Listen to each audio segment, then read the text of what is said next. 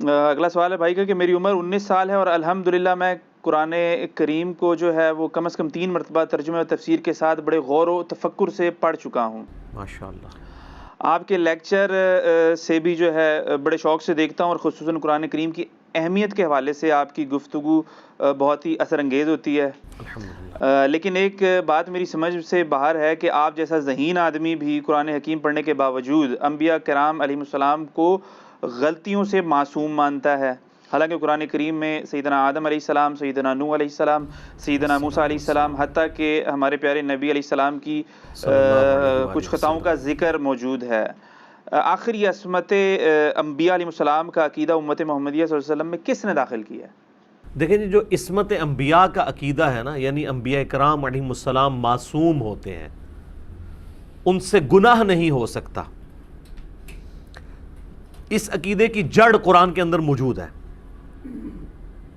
یہاں تک میں ان سے اتفاق کروں گا کہ عوام الناس کو جو عصمت انبیاء کا عقیدہ بتایا گیا ہے نا، نبیوں کے معصوم ہونے کا، وہ تو یقیناً قرآن و سنت کی تعلیمات کے خلاف ہے، اور کافی عرصہ تک میں بھی اس میں پریشان رہا۔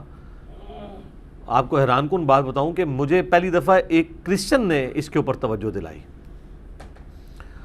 یہ آلموسٹ 2007 یا 8 کی بات ہوگی۔ ایک پروٹیسٹنٹ کرسچن تھا میرا جاننے والا، اس کو میں نے قرآن حکیم پڑھنے کے لیے دیا، تو کچھ عرصہ بعد اس نے کہا کہ جی میرا آپ سے ایک سوال ہے۔ اس وقت وہ بہت بڑے ایک پریسٹ ہیں پروٹیسٹنٹ کے، اور ایک بہت بڑا گرجا اسلام آباد میں وہ چلا رہے ہیں۔ اس وقت وہ اسٹوڈنٹ لائف میں تھے،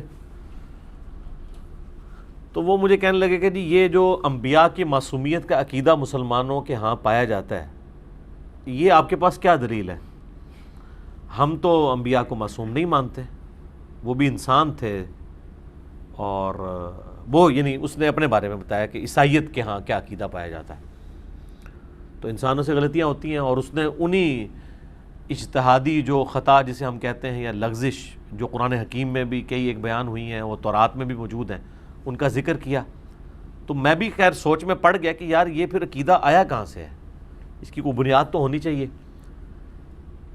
اور اگر کوئی مسلمانوں کا بنیادی عقیدہ اور وہ قرآن میں ہی موجود نہیں ہے تو میرا خیال ہے اس عقیدے کے لیے یہی کافی ہے کہ وہ مسلمانوں کا بنیادی عقیدہ ہی نہیں ہے، یہی دلیل کافی ہے اگر وہ قرآن میں موجود نہیں ہے۔ اور اگر اس کی جڑ قرآن میں موجود ہے تو پھر وہ ظاہر ہے کہ ایک بنیادی عقیدہ ہے۔ پہلے تو اس کو ایک ورڈکٹ کے طور پر آپ لے لیں کہ قرآن حکیم کی ٹرم میں معصومیت کا عقیدہ کیا ہے۔ قرآن حکیم انبیاء کرام علیہ السلام کو معصوم مانتا ہے اس حوالے سے کہ انبیاء کرام علیہ السلام اللہ تعالیٰ کے مخلص بندے ہیں، چنے ہوئے۔ ایک لفظ ہے مخلص، مخلص ہوتا ہے چننے والا، جیسے ہم کہتے ہیں نا اللہ کے لیے اخلاص شو کرو، تو ہم مخلص بننے کی کوشش کرتے ہیں کہ اللہ کو چن لیں اپنے لیے۔ ایک یہ کہ اللہ چن لے،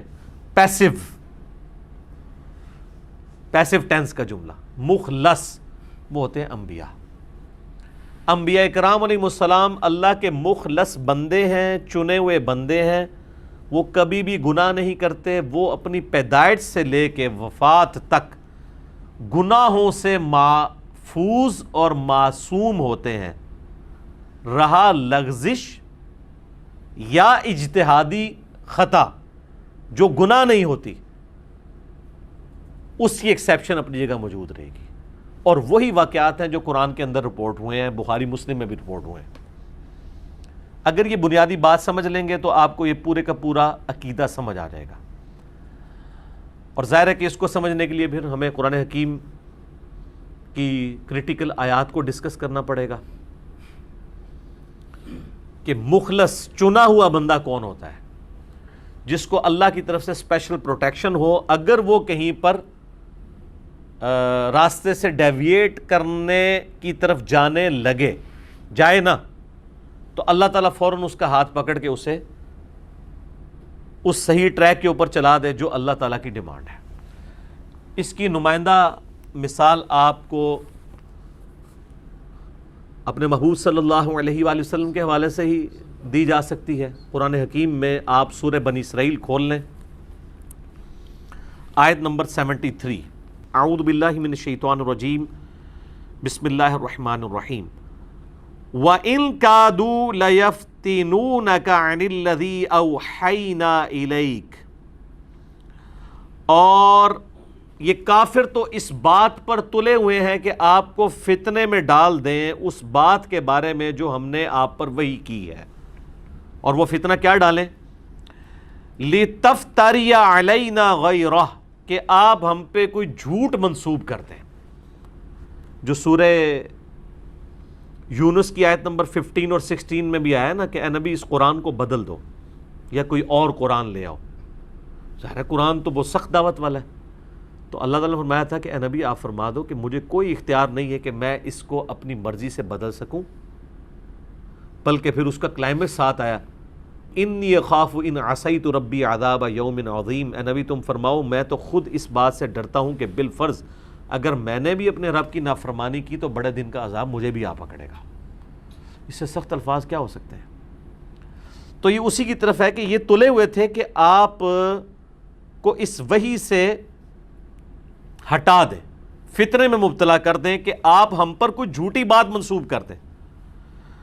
وَإِذًا لَاتَّخَذُوكَ خَلِيلًا، اور اگر ایسا ہو جائے تو پھر یہ آپ کو اپنا دوست بنا لے کہ ٹھیک ہے آپ نے کمپرومائز کر لیا۔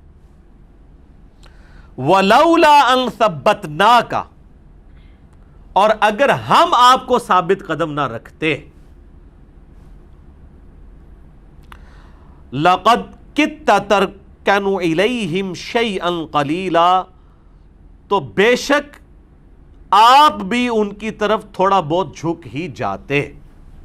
یہ اللہ تعالیٰ اپنے کومنٹس دے رہا ہے کہ اگر ہم نہ آپ کو تھامتے تو آپ نے تھوڑا بہت ان کی طرف جھک جانا تھا۔ تو کس نے بچایا؟ اللہ نے۔ جھک کیوں جانا تھا؟ اس لیے کہ انبیاء اکرام ربورٹ نہیں ہوتے۔ انبیاء اکرام کی معصومیت فرشتوں والی معصومیت نہیں ہے۔ فرشتوں کے اندر تو کمپیٹنسی نہیں ہے نافرمانی کی، انبیاء اکرام علیہ السلام میں اس کی کمپیٹنسی اور پوٹینشل موجود ہوتا ہے، لیکن اللہ کے خوف کی وجہ سے وہ بچ جاتے ہیں۔ اور یہی وجہ ہے کہ ہم انبیاء کو فرشتوں سے افضل مانتے ہیں۔ معصوم وہ بھی ہے، معصوم یہ بھی، ان کو ہم اس لیے افضل مانتے ہیں کہ یہ اس کمپیٹنسی کو رکھنے کے باوجود گناہ سے اپنے آپ کو بچا لیتے ہیں، خوف خدا کے غلبے کی وجہ سے۔ یہ ان کو ان سے ممتاز کر دیتی ہے۔ اور میں تو انبیاء کے سوا بھی باقی لوگوں کو محفوظ عن الخطا ماننے کے لیے تیار ہوں۔ یہ حقیقت بات ہے۔ ائمہ اہل بیت ہوں، اولو العزم صحابہ ہوں، صحیح العقیدہ اولیاء ہوں، جن کو ایک بار خدا کی معرفت ہو جائے، معصوم